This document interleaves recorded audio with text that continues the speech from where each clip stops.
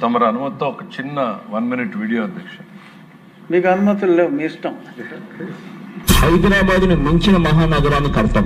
ఎలా కడతాం అన్నది మా బుర్రలో నుంచి వస్తున్న ఆలోచన నుంచి కడతాం. విజయవాడలో క్యాపిటల్ సిటీని పెట్టడం మనస్ఫూర్తిగా మేము ఆహ్వానిస్తున్నాం. With the location, what has at least 30,000 acres of land, we're saying that please ensure that it is right in the middle of the state. బహుశా ఆంధ్ర రాష్ట్రానికి బహుశా 3 క్యాపిటల్ వస్తాయేమో. ఎగ్జిక్యూటివ్ క్యాపిటల్, లెజిస్లేచర్ క్యాపిటల్,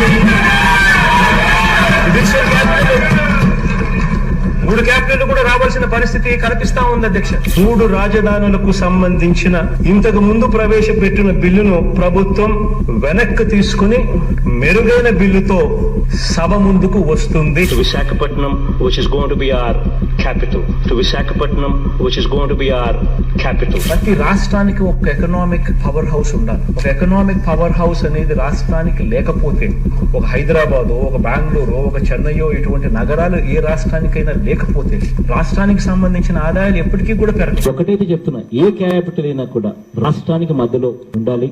ఎవరు ప్రయాణం చేయాలన్నా కూడా ఇబ్బంది పడకూడదు. భూమి ఉండాలి, దండిగా చాలా భూమి ఉండాలి, డెవలప్మెంట్ స్కోప్ ఉండాలి, నీళ్లు ఉండాలి. ఈ 3 క్రైటీరియాస్ లోనే ఎక్కడో ఒక చోట వస్తుంది. కావాలంటే విజయవాడ గుంటూరు మధ్యలో ఎన్ఎస్ దగ్గర నాగార్జున యూనివర్సిటీలోనో లేకపోతే ఒక 500 ఎకరాలు అక్కడ గుంటూరు విజయవాడ మధ్యలో ఎక్కడో ఒకసారి తీసుకుని 500 ఎకరాలు నువ్వు కట్టాల్సిన బిల్డింగ్ ఏదో కట్టు, 500 ఎకరాలు నువ్వు కట్టాల్సిన బిల్డింగ్ ఏదో కట్టు, రీజనబుల్ గా ఏదో సైజులో. There is no word as such as capital. One needs to understand the constitution itself. Where the government sits, it is capital.